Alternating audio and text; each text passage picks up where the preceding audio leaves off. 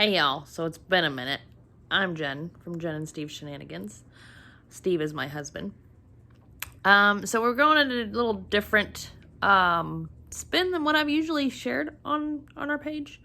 So the hardest thing to do is sending your kids off to basic training.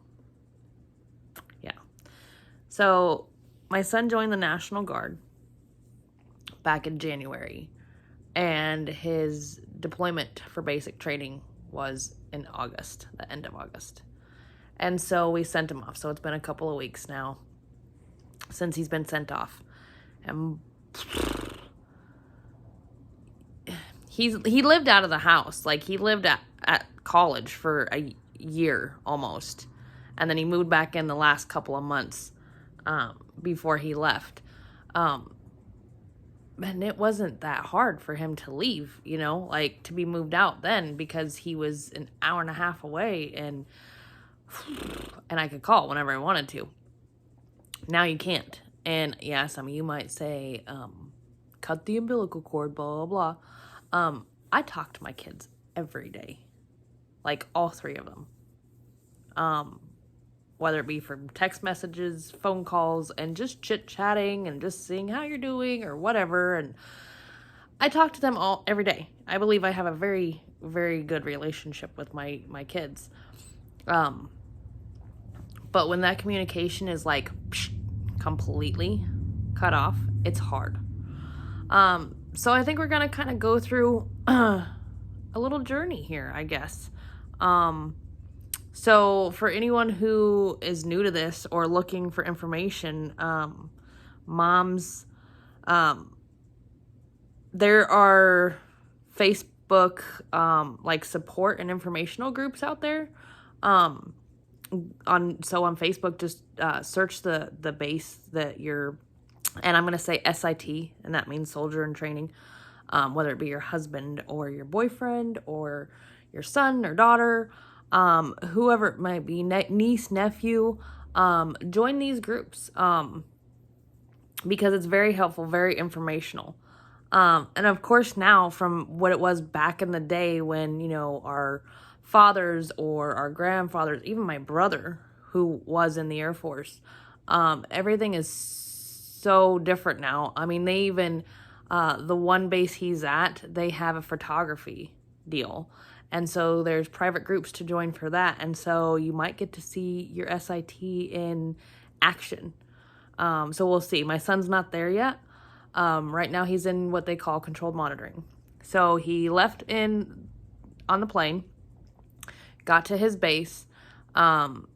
He didn't call to say that he arrived because I told him that I was going to bed. But I knew he arrived in the vicinity. Because he called me from the airport when he made his final landing. He had a couple of flights that day. So I got to talk to him a lot on the last day while he was in the airports and all that other stuff. So you can do that, because once they get on base, phone's gone, bye-bye, that's it. That's when communication is done. Yeah. So, he got there, and then it was about 5 days later when they got to call on Sunday. And just got to talk to him for a few minutes. It felt like it was like 5 minutes, and I was like, okay, I know you need to call somebody else, so go ahead and give him a call. I love you. And I hung up, and once I realized what time it was, we'd only were on the phone for 3 minutes, and he had a 30-minute phone call. So I felt so bad. So then that was his first Sunday call, because they get to call on Sundays, and they get to, they get 30 minutes, as long as they don't get the privilege revoked. Now, they might do something where they get smoked and get the privilege revoked, so they might not call on Sundays, but they do have a chance of calling every Sunday. And they can decide who to call. So hopefully it's you, mom, dad, grandma, grandpa, whatever. It's probably hard for them to decide. So highly recommend you have that discussion before. We did, because he has a girlfriend.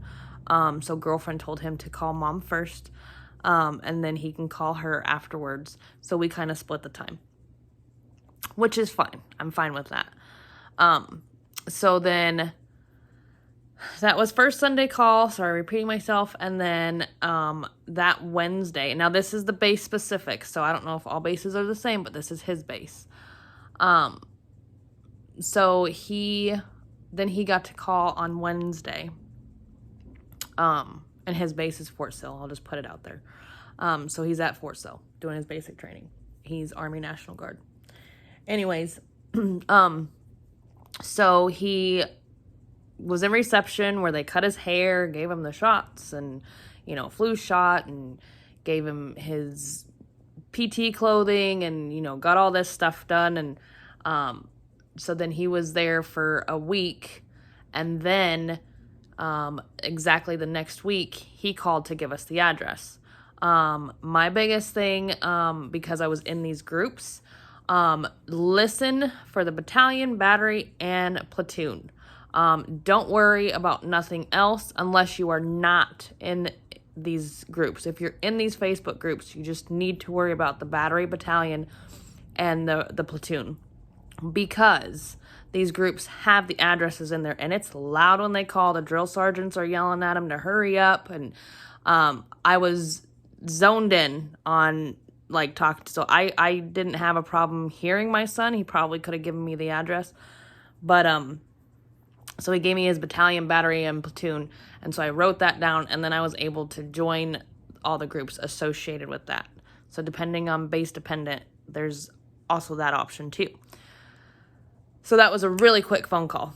So then got off the phone, and then Sunday comes around again, so our second phone call. And as I'm on the phone with them, and I asked to three-way in his sister, and I'm three-waying in his sister, and he sends me a text saying, "We just got smoked. We need to get off the phone." So I was like, what? And so I tried calling him back, and of course he didn't answer. So then he was able to call right back, and he was like, and he goes, "I just got a couple minutes because we have to give our phones up because somebody did something that they weren't supposed to while we were on the phones." That was hard. So really, in a total, I have talked to my son maybe 10 minutes total since he left at the end of August. And we're going on, this Sunday coming up will be the third Sunday.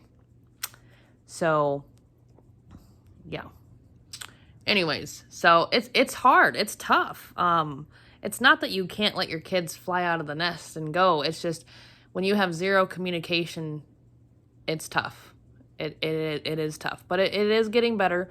So what's helped me obviously is my husband and keeping busy, and of course during his first weekend when he was gone, we had a huge holiday, and then did a couple of things the next weekend that kept us busy. But write letters. I wrote him a letter every day he was in reception. When they're in reception, you can't send the letters. So I wrote him a letter every day, and it was 7 letters, and I stuffed all those in one envelope and put 2 stamps on it and sent it off.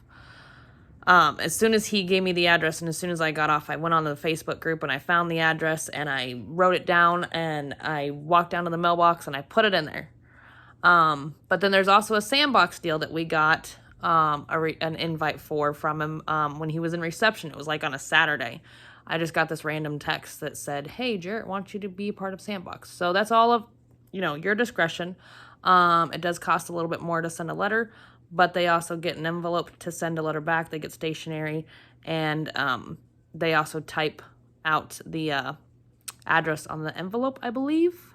We'll find out when we start getting letters from him. I got his first 2 written letters today. So that is, let me go check the calendar.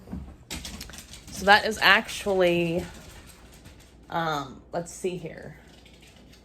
Today is the 16th. So it has been 3 weeks. 3 weeks. And we got our first 2 letters today. So, keep that in mind. Let's see here. So next Wednesday, he should be getting out of controlled monitoring.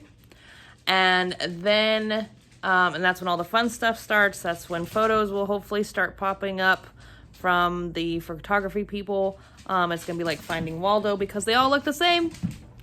So yeah, so we'll see. And then this will be, this will be the third Sunday that we get to talk to him as well. And hopefully it'll go a little bit smoother and better as we get accustomed to how this all works.